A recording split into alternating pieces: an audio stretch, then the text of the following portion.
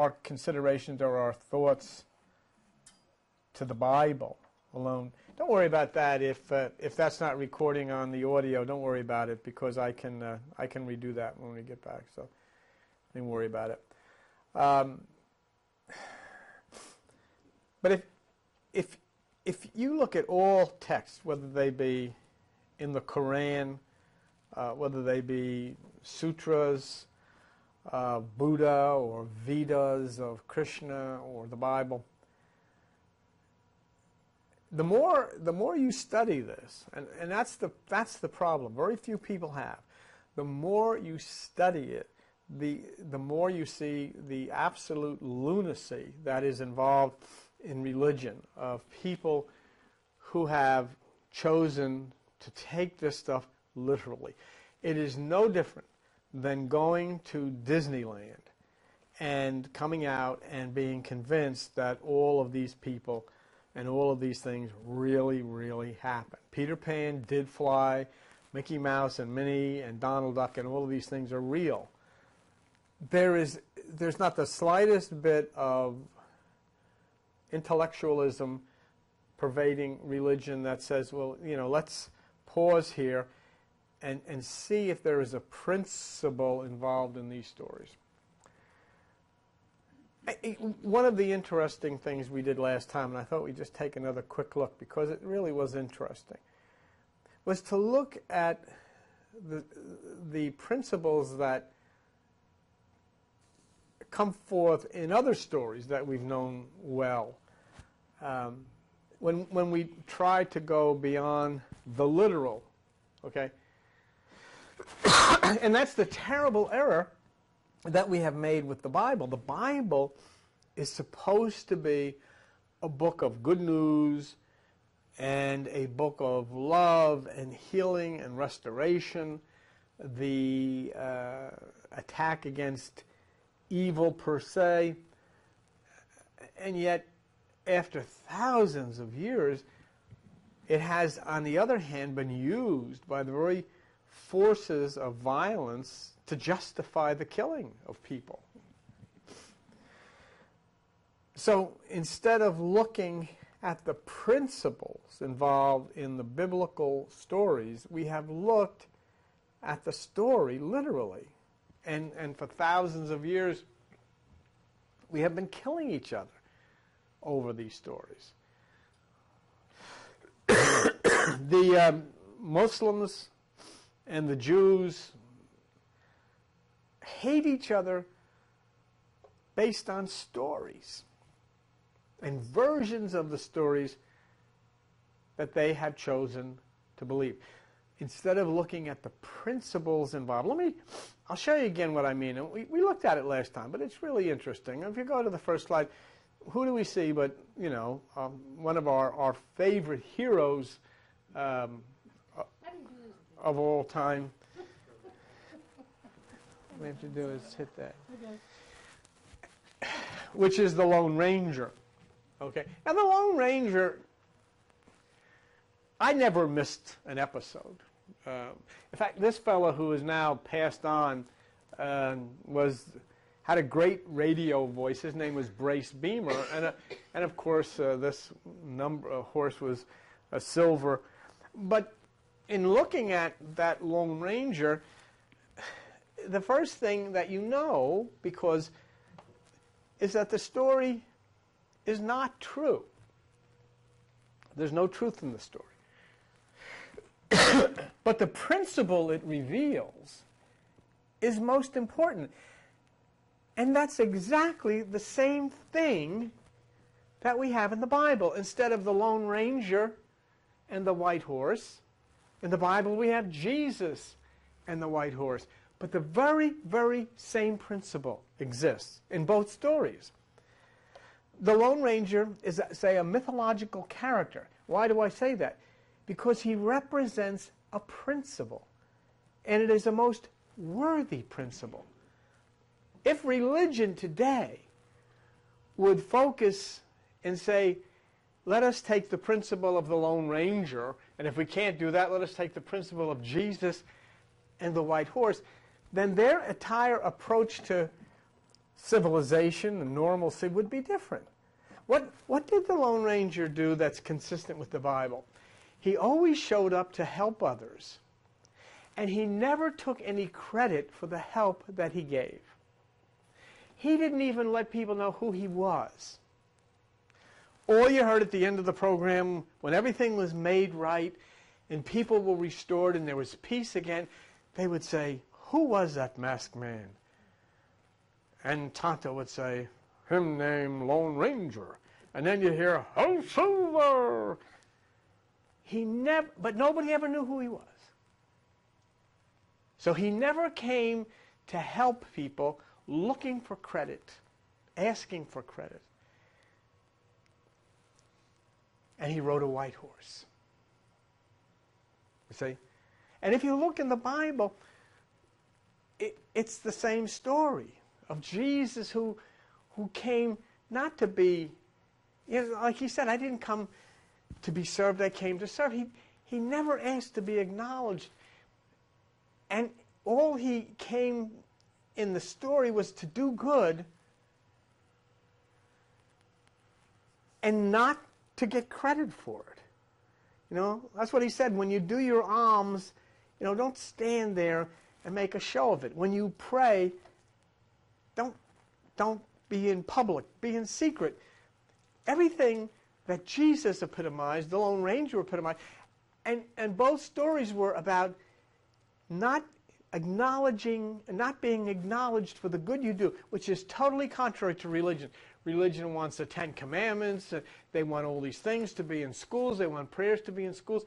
And yet Jesus told you should be an anonymous giver, an anonymous doer of good. And of course, riding the white horse, the symbol of purity.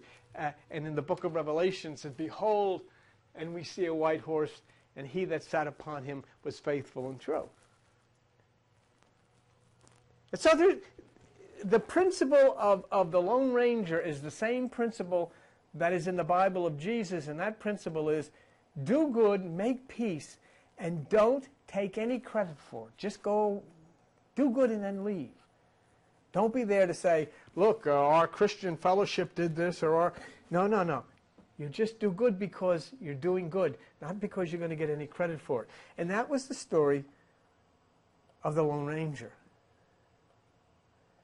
And yet, the very same principle we have now is people using religion, going into some place to feed people, but at the same time they have to read the gospel or listen to the gospel or read and all of this stuff. And it does nothing but cause hate and divisiveness. And I raise that very important part of the story, that the Lone Ranger arrives to heal situations riding on a white horse, just like Jesus in the Bible. And that white horse started thousands and thousands of years ago in the ancient stories of Zeus. Now, you have to understand that when we talk about mythology, you're talking about stories that predated Christianity mythology, Greek mythology came to its fulfillment in about 800 BC. But for thousands of years before that, it was, a very important part of the cultures. Not only Greek, but Roman mythology, the stories out of Mesopotamia, stories out of ancient Egypt, and all of these things. But it predates the Bible. So then you have the Bible turns around, and being a Greek document, it says, "Behold, and heaven opened, and I saw a white horse, and he that rode upon him was faithful and true." That's the same story as this. Here are the Indians, or here are the robbers, or whatever it is, and the homesteaders are going to get killed, or the person's going to get robbed. And over the top of the hill comes a masked man riding on a white horse, faithful and true, and never once allowing people to know who he was so that he could take any credit for what good was done. Say. And, and this white horse traces itself all the way back to Zeus. Because the old story, excuse me, the old story was of Pegasus, who roamed the cosmos looking for a place. And Pegasus came and he saw up into the clouds the stables of Zeus, and he walked in there. And Zeus used to ride upon the back of the white horse and throw the lightning bolts and all that kind of stuff. So the white horse becomes very, very important in that story. And you can see the connection here with, the Jesus philosophy of doing good and not being acknowledged, and the white horse. Let's take one other one that we did, which I think you'll all be very familiar with, and that's Snow White. Now, here's Snow White and the 7 dwarfs. 7. Oh, you say, well, I mean, the guy that wrote Snow White, he didn't know anything about, 7 dwarfs. I guess that's as good. But here's something you have to understand. When writing these tales, when composing symphonies, it is not the physical, fleshly person that writes. It is the light being inside of that physical person that writes. And the light being inside of the physical person who wrote Snow White and the 7 dwarfs knew of those 7 and the importance of it. But what do you see in the picture? You see the woman eating the forbidden fruit of Genesis. Do you see here the wicked witch? Could it be the serpent? See? And so you have you have this same type of situation here, where Snow White eating the forbidden fruit, quite consistent with Eve, and the wicked queen is responsible for Snow White's fall. Now, as the serpent convinced Eve to eat the fruit, in this particular case, the wicked queen convinced Snow White to eat the fruit. So we're getting to a principle of the story here. The fruit, which shouldn't have been eaten, was eaten because of the impulse coming from that which is evil, or the lower side. See, we're all kind of Snow White and the 7 dwarfs, or the 7 chakras, and we go into our meditation and we're trying to take of the tree of life, but that left side, which is the queen or the serpent, is always trying to get us to get back and to think. And once we start thinking, we're consuming the fruit, So what happens? Wicked queen, wicked serpent convinces the woman to eat the fruit. She does, and then she has a fall, the downfall of Snow White. But when she goes into this sleep, when she is into this meditative state, what happens? The prince comes. And the prince touches Snow White when she is separated from all of this and raises her up. Okay? As you allow your physical to sleep in meditation and await the touch of the Prince of Peace to rescue you. Here, so the principle is the same as the Bible. Avoid the forbidden fruit, which is the lower mind. Now, I cannot avoid the lower mind because that's how we exist in the physical realm. That's not what it's saying. But when you are in the Garden of Eden, which is the right hemisphere of the brain, which is meditation, then you avoid that forbidden fruit. Because as soon as you eat that fruit, you fall. It's the same, it's all part of the same. The variations of the story are endless. It's Jesus walking on the water, which is that second level of consciousness. Well, as long as you keep your eyes on Jesus, as long as you keep your eyes in meditation at the higher right, you walk on the water, everything's fine. As soon as you take your eyes off and look down, means as soon as you get back into the thoughts of the left side, you know for yourself when you're in meditation, you crash. You're right back into the crazy stuff that we go through and worry about all the time. So, being cut away from the lower, or that fruit of the knowledge of good and evil, the prince will come to you, touch you, and raise you up. Now, how does the prince arrive? Now let's take a look in the next one and we see. And here's the prince on his white horse. Okay? So this is our spirit, which is struck down from eating from the lower left. And in our meditation, when we are asleep because of it, the prince, which is the Christ Jesus in that story, comes on the white horse, raises us up, and saves us.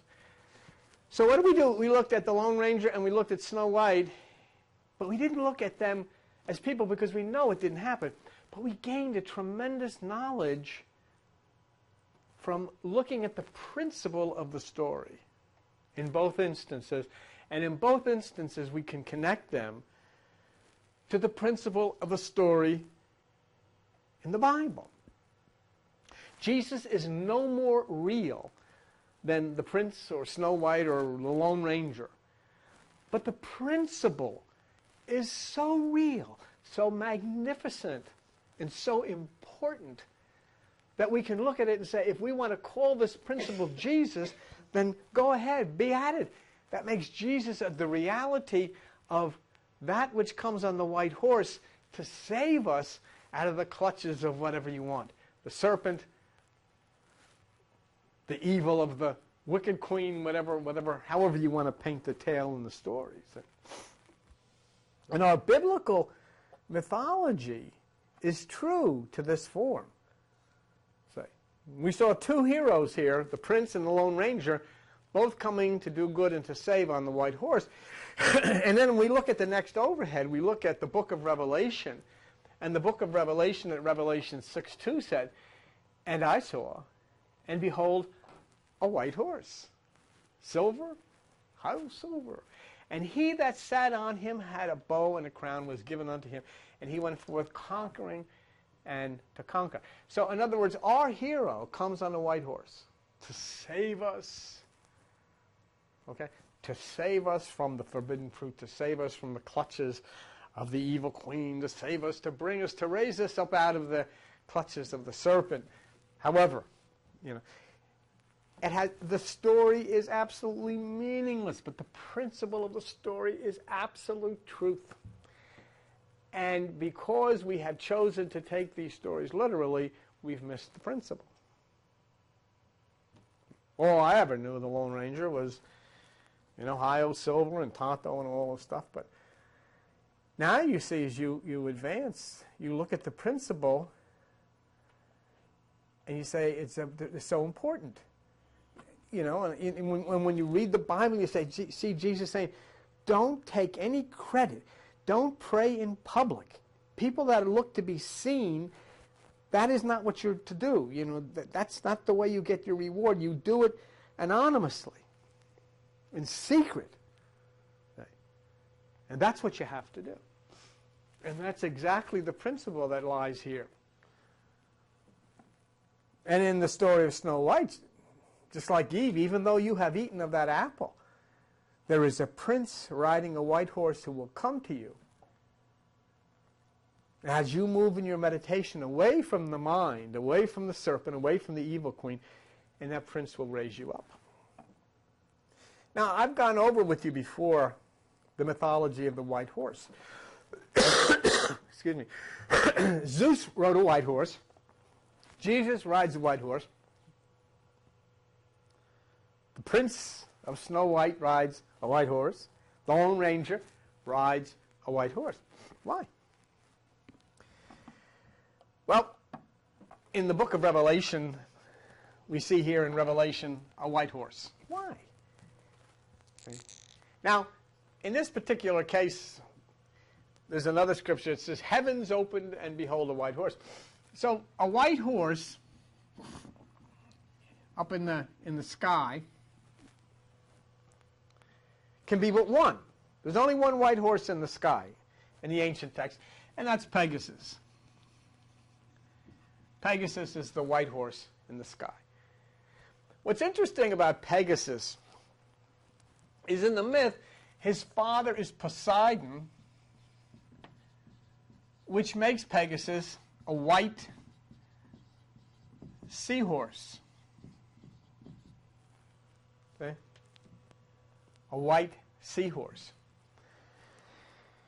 Well, Pegasus had an adventure of his own. He flew over Mount Helicon, and he kicked the fountain at Hippocrene and caused this water of truth to flow, and he became sacred to the goddess of memory in the Muses.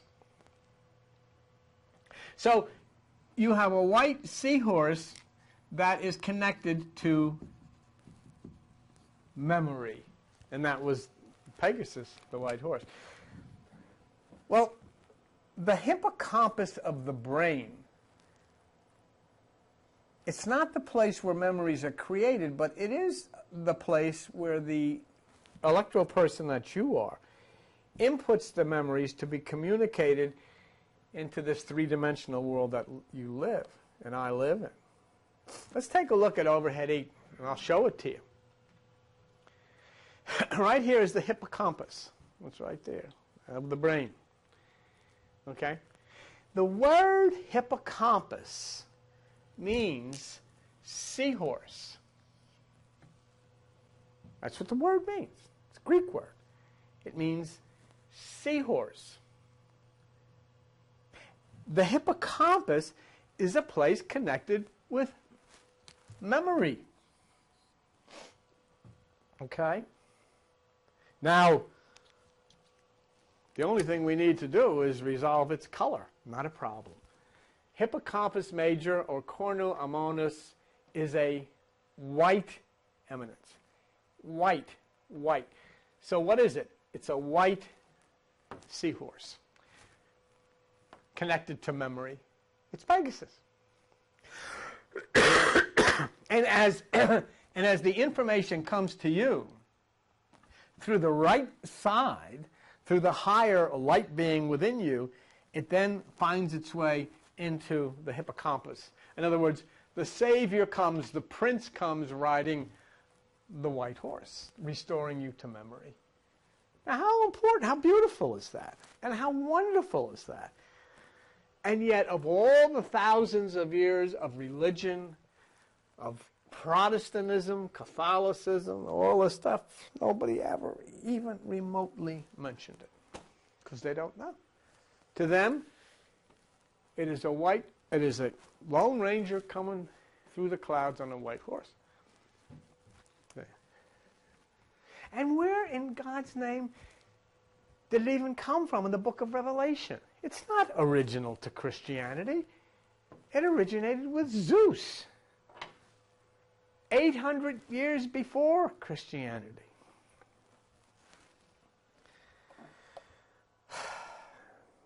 You can take that down. So here then, we see the critical importance of looking at these things and saying, what do they mean? And those of you who come in meditation here, opening the right side and receiving from the light being to your light being, begin to become aware of this. That's why you're sitting in the room. That's why you're watching. You go into biblical mythology, and what do you see in the very beginning of the Bible? You have a woman sitting down on the ground having a very intelligent conversation with a snake. You go further into the Bible, and there's a man by the name of Baal having a very intelligent conversation with a donkey. They're talking to one another. Can you imagine the snake talking to this lady? Can you imagine the donkey talking to this guy? Could you find me a Christian who would say, oh, well, I don't believe that? Of course not. because they are under the threat of losing their salvation by the cult. If they say, well, you know, this looks like some kind of mythology. Of course it's mythology. There's another man talking to a burning bush. Sitting there talking to a bush. That's on fire. And the bush is talking back. You got a talking bush, you got a talking donkey, you got a talking snake, and you just started. You say, I wonder if this is true. Most people, I wish I could say the majority of people realize that it's mythology. The majority of people do not realize it's mythology. The majority of people take it literally. And they go to church, and they sit there, and they put lots of money in the basket, and they hear people telling them these stories, and nobody dares question anything. You know snakes can't talk. They're not made to talk. Donkeys can't talk. I got a line here, and I hate to use it again. Bushes can't talk. Oh. You know what I was going to say, but I don't want to be picking on the guy anymore. About the guy that talks to the bush. He then not only talks to a bush that's on fire, he opens the Red Sea so that his followers can go across.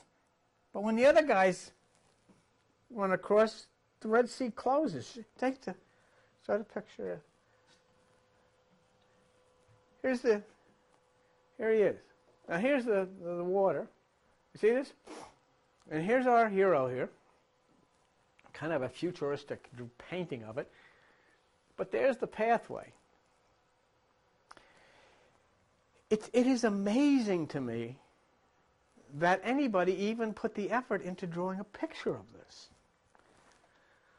You know, you could, if you talk about Medusa, that's ridiculous. If you talk about Pegasus, that's mythology. You talk about the guy opening the ocean, yes. Yeah, that really happened. Okay. There's an important principle here of what this God principle does for each of us. It opens a way. It separates the Red Sea, which is the left side. And it makes a way for us to the right side. It makes a way for us to the promised land. Not the promised land that we look at now where, you go to have a hamburger and you get blown to smithereens. What promise is that? Now this is a promised land that's up here. And that's what this story is about. We've been into it. We can go into it more as we go along.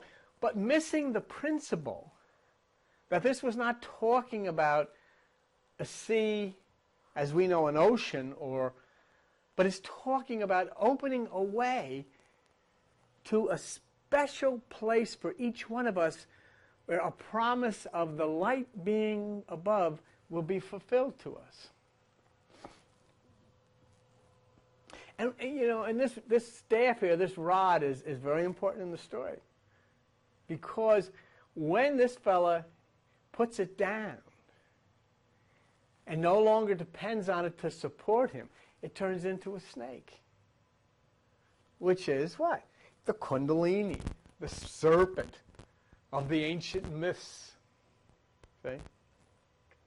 So all of this becomes, once again, the story of the inner struggle to set ourselves free from the Pharaoh, who is the left side, and to follow across the sea of our thoughts and our mind to the place of the promise.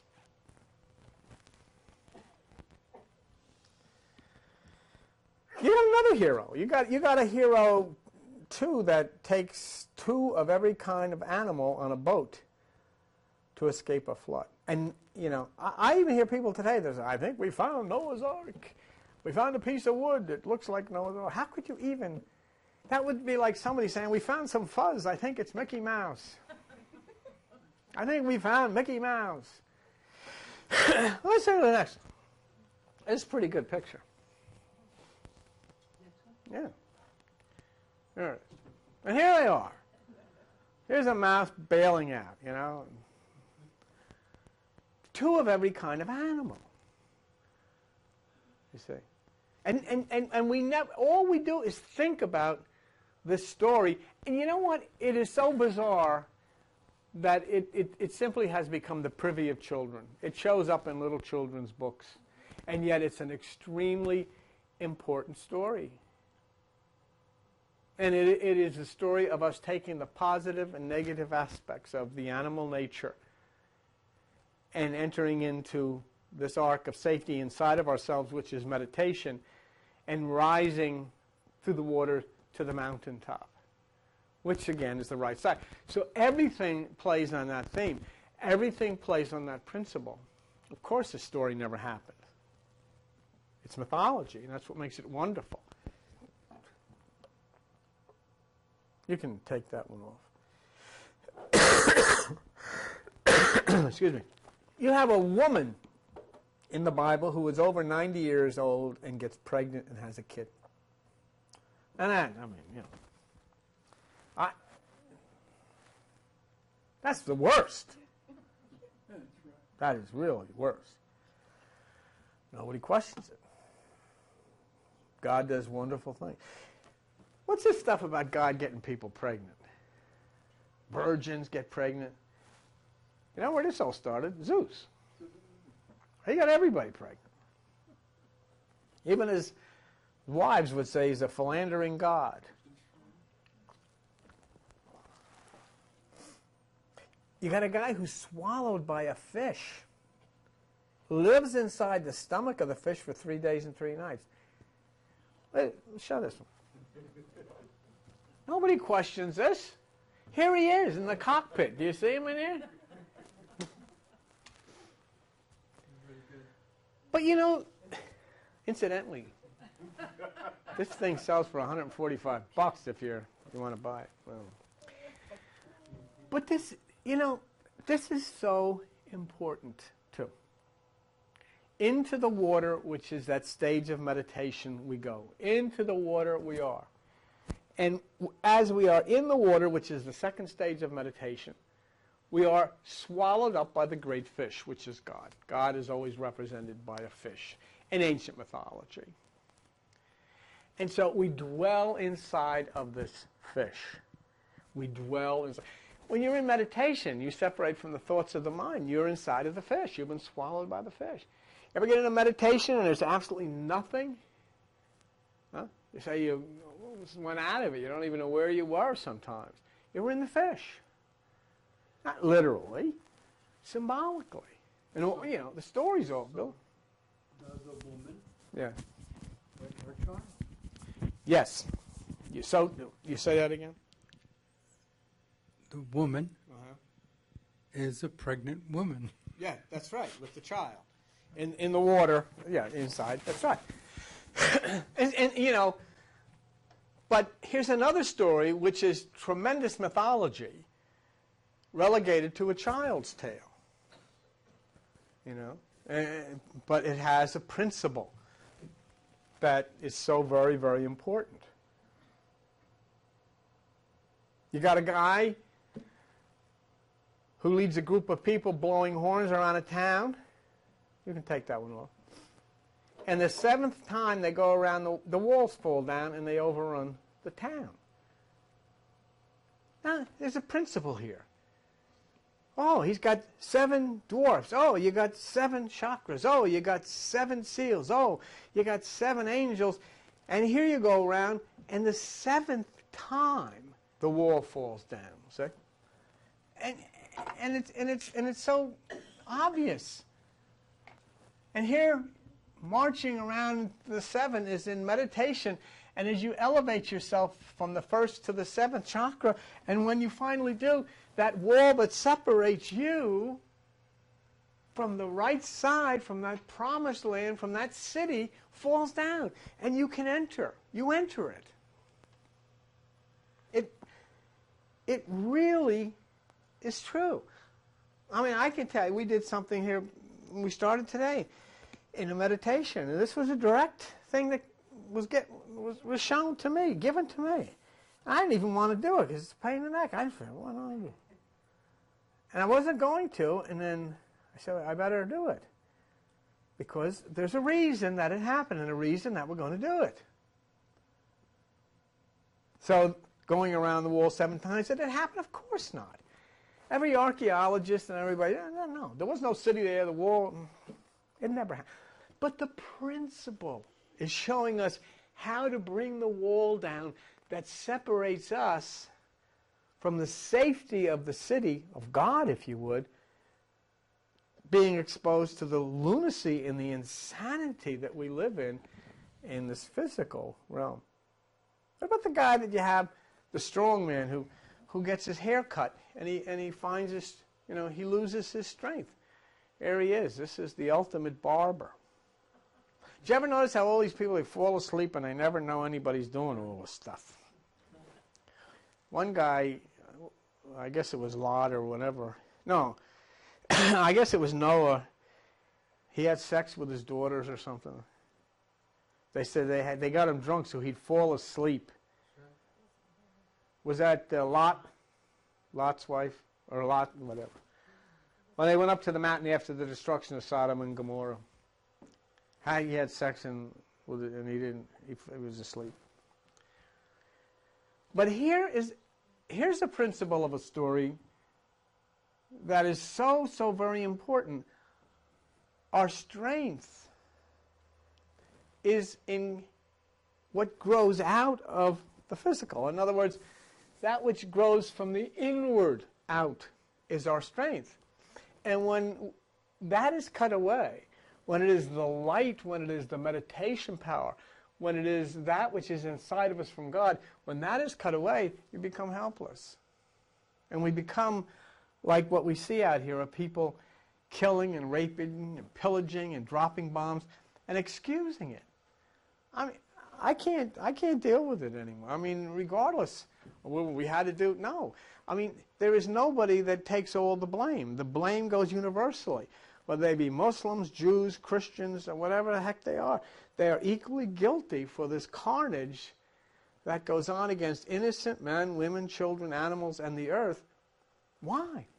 Because they're totally isolated out there into that left side and using religion and not understanding the principle that when you allow that inner life force to be cut away and you no longer are in meditation, then you're helpless to this stuff.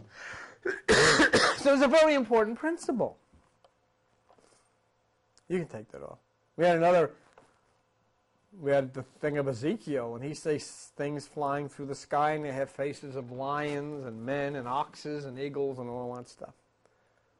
But I like the one of Ezekiel where a bunch of bones in the desert start to move and dance around. You ever hear some? Them bones, them, dry bones, them bones, them bones, them. Now look at this picture. I mean, this is a scary place to hang out. Look at these. You know what I mean? This is a nasty bunch. But they're all getting up, you know. Here's this guy. He's still got his shirt on, and of course he should really button it up, because here's some guys making their way out. Ezekiel's vision of the valley of dry bones. But you know, I have never heard anybody tell me this wasn't a true story. But what is the principle there? It's such a fantastic principle. That which is the physical, okay, can be raised out of this absolute nothingness of the physical and be raised back up into life, into new life, restored life. There's a principle involved here.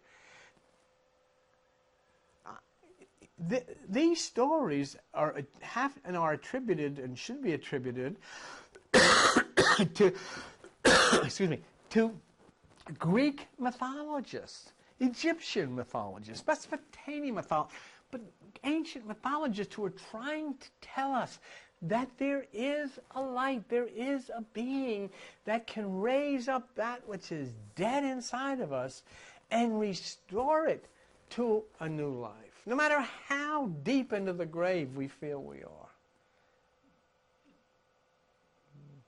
So the principle of the story is so important. So look at the one pushing the stone up. Oh, yeah, look at this guy. Yeah, wow. And you'd think one of the other bony guys would come down and help. No, he's got to push it up himself. Yeah, this guy's, he's looking for it. He's picking his head up here. You get a pretty good idea why people are scared out of their wits about religion? Yes. You see what religion does to scare people to death instead of taking a very beautiful story as to what is available for everybody? You know, you can take that one off. You've got 3 guys tossed into an oven, and the fire is heated up to a roar. And then they're talking with another person. Shadrach, Meshach, and Abednego. You have a hand with no arm that floats into a room and begins writing on a wall. And then, of course, on top of that, you have the virgin birth. You have the resurrection. And you have this, which is the ascension. You've all seen this picture. Here's a picture of Jesus. He's not coming down. This is liftoff. This is Cape Canaveral. He's going. You know the amazing thing? That if he goes up at the speed of light 2,000 years ago, he ain't made it back yet. And they're up there saying, where the hell is that kid? Can't depend on him for nothing. That's not making fun of anything. It's making fun of how we've distorted what this beautiful message is. And that is the resurrection and the ascension within us of the Christ principle, the Jesus principle, which lifts us from the lower up through the 7 and brings us to sit at the right hand. The ascension, the ascension is in here. It's in here. It's not out in the sky. It's in here. And it's a magnificent story. And this is so beautiful because this figure that you see here, the Jesus figure, is this figure of the life-saving beauty that exists inside of all of us. And that when we touch it, it rises and comes like the handsome prince on the white horse, like the Lone Ranger, to settle us, to heal us, to save us, and to carry us upward into this heavenly state, which is the higher mind, the Christ mind. You got in the Bible a guy who's been raised from the dead after he's been dead 4 days, physically. And then you got the next one here. I talked about this a little while ago. This is the picture of Jesus walking on the water. This is very important. You see? To believe it actually happened is totally meaningless. Because to say, well, is there some power that could walk on water? Well, you know, not we can't, but I mean, but it's so meaningful. You see, in the ancient Greek, the 5 levels of consciousness are earth, water, air, fire, and the new mind. Those are the 5 principles on which all of these stories are based. That's why water was so important to Jonah, to Noah, the baptism of water and the baptism of fire. It's all based around this Greek mythology and those 5 principles. But the principle here is all of this is the chaos inside of us. All of this storm is the chaos inside of us. And as we go into meditation seeking the peace, seeking the salvation, we rise in our meditation as we start separating from thought. We rise up to the 2nd level, which is water.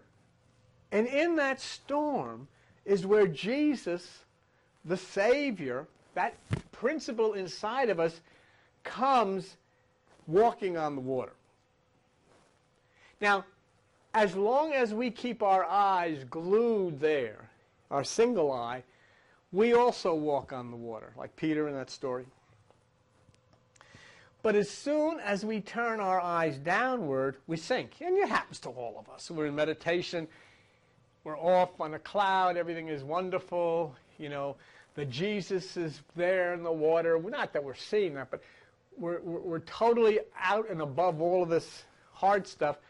And then a thought comes into our mind. As soon as our thought comes into our mind, we've looked downward, and down we go. Now, we bring ourselves back up. It's It's not a permanent thing. But that's what that story's about. And it's very, very important. Okay, you can take that off. So you have an incident then where a man is going to pay his taxes and he goes fishing and he finds the money in a fish's mouth. And on it goes, and finally the book of Revelation, the beast with 7 heads and 10 horns. And I almost forgot about the lady who's turned into a pillar of salt. Great for popcorn, but not, a literal story. She was married. This is the story. This lady who turned into a pillar of salt, it was a great thing this happened because she didn't want to get up to the top of the mountain and see what happens next. She's married to God's chosen guy. See? He's chosen. He's saved out of the fires of Sodom and Gomorrah. So when this lady's turned into a pillar of salt, he celebrates his good fortune by taking his 2 daughters up to a mountain and having sex with them. That's God's chosen guy. Now there's a principle in all of these stories. There's a principle. And that principle of Lot's wife turning into salt is no different than the principles we were talking about of sinking into the water. It's the same principle. When you turn and look back to the physical, that's it. You're stopped from ascending any higher. The situation on the mountaintop with the intercourse has nothing to do with sex. It's talking about the spiritual evolution of the mind intercoursing with that which is born from it. And we can go into that. We have gone into it before, and we'd be glad to do it again.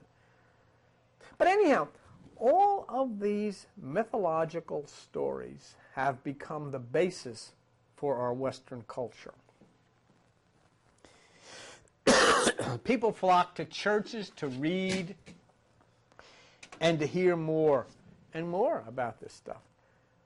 Not from a mythological, what does it mean basis, but from the point that this is all literal and should be taken literally. I mean, the lady really did turn into a pillar of salt. The guy got his hair cut and he became weak. Would you not have to be reasonable here and come to the conclusion that very few people have ever understood even one bit of the Bible? I mean, we have very exalted leaders. We have the Pope, we have Billy Graham, we have pastors and bishops and all kinds of people. And to a man or a woman, they will take this stuff literally. What we have just highlighted is what people take literally and use as the basis for their morality and their religion. And so one has to ask, and I have to ask, what good can religion be if this stuff, these stories, which are even more bizarre than Disneyland, are taken literally? And I'll tell you something. You can't pick and choose in a book like this. You can't say, oh, well, wait a minute. Now, the donkey talking or the snake talking, that means something. But the crucifixion and the resurrection really happened. You can't do that. It either is or it isn't. I love this song that George and Ira Gershwin wrote. It ain't necessarily so. The things that you're liable to read in the Bible, it ain't necessarily so. That's true. But they're not in there as bizarre fairy tales. They're in there as symbols of a deep principle that will save everyone who chooses the path inside.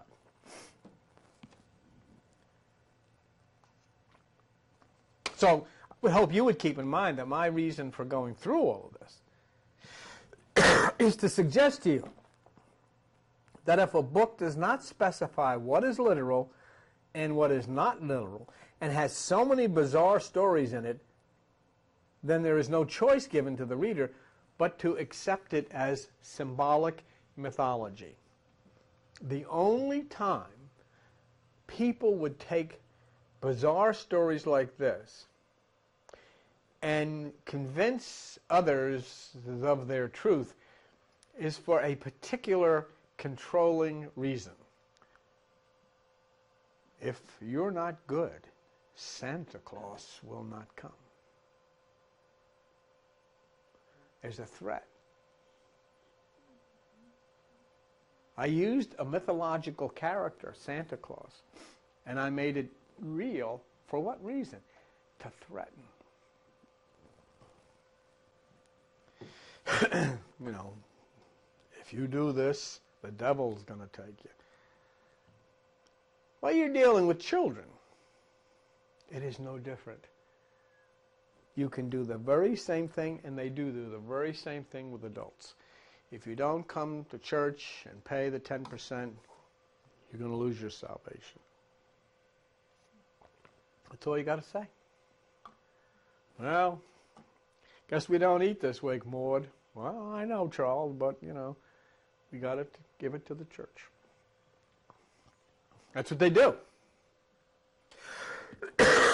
The same reason that you use to frighten children into obedience is what these people use to frighten grown-ups into obedience and control. You have the crucifixion and you have the resurrection.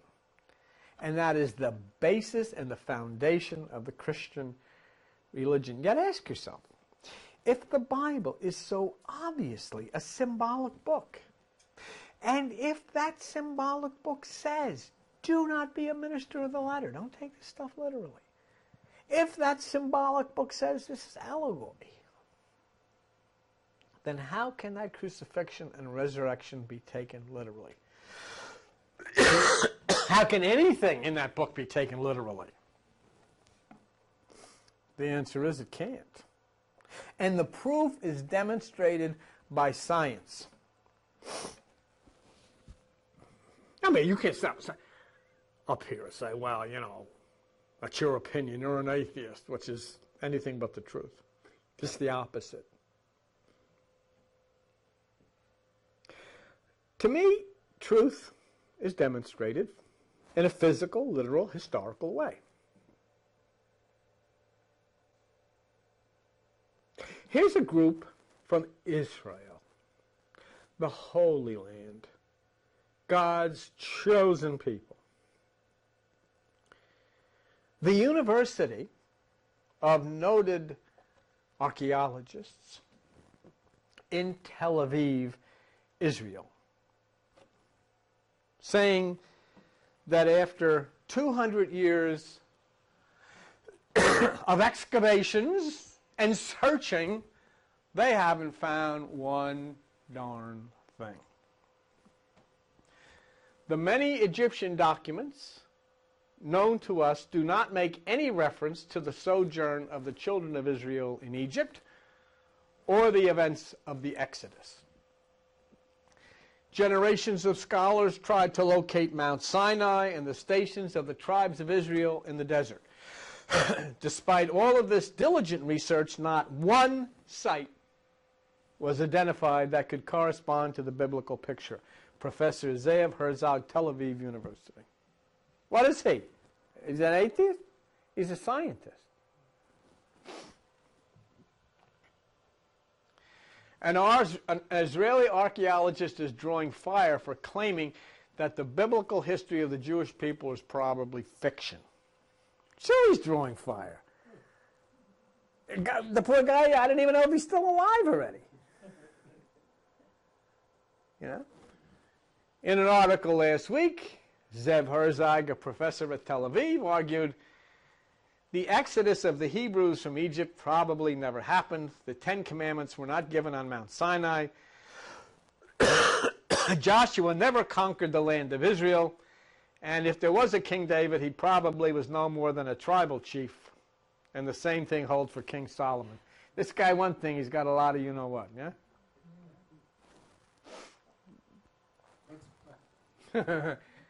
Despite all this diligent research, not one site was identified. Not one. Herzog says there is no evidence that Joshua led the children of Israel into the Holy Land or brought down the walls of Jericho. Repeated excavations by various expeditions have only yielded disappointments. During the period when the conquest would have been taking place, there were no cities there, and of course there were no walls to bring down. To many people in Israel, such claims smack of blasphemy, even though many scientists agree with Herzog. So, we just went through the Bible. Donkeys talking, snakes already talking, bushes talking on fire already. People are walking on water, axe heads are floating. The whole thing, bones are getting up, dancing around, and this guy said it didn't happen. And this made USA Today.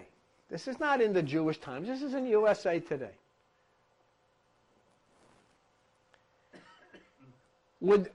I wonder how many people in Christian churches presented this document to their faithful. It's not just the fact that no archaeology has ever found one thing that happened in the Bible. They haven't. It's not just that. See?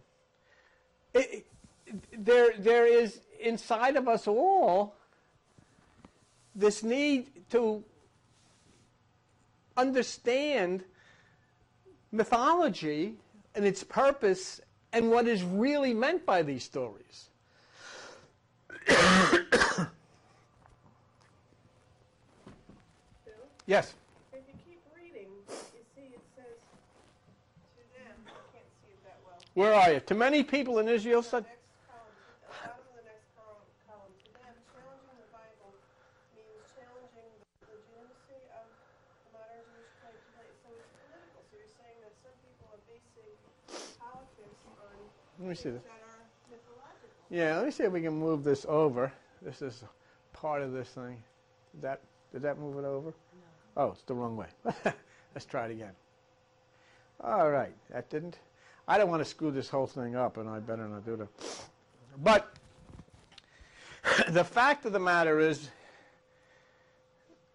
Last line up in the third column. in here, not just religious leaders are angered. Many secular Israelis see the modern Jewish state as a revival of the biblical Hebrew kingdoms. To them, challenging, I see where you are, means challenging the legitimacy of the modern Jewish claim to the land of Israel. That's a threat. Yeah. Well, I, have as a person would have to say, okay, I am prepared. What are we down to, 5? 1 minute? I am prepared to challenge Professor Herzog as soon as somebody proves otherwise. What do you say we do that? If somebody can prove that Professor Herzog is wrong, then we will certainly challenge him. So far, in 2,000 years, nobody's proved anything. Okay, so that's we looked at that and we got a good start on it. There's a lot of things because I hope you'll be coming back because we have a lot of interesting things to look at, starting with the Hourglass Nebula and Hermes, Zeus, and Apollo, and what it means to us now that it has appeared in the sky. Okay, are we done? You're done? Okay, we're done. Let's try and move it over.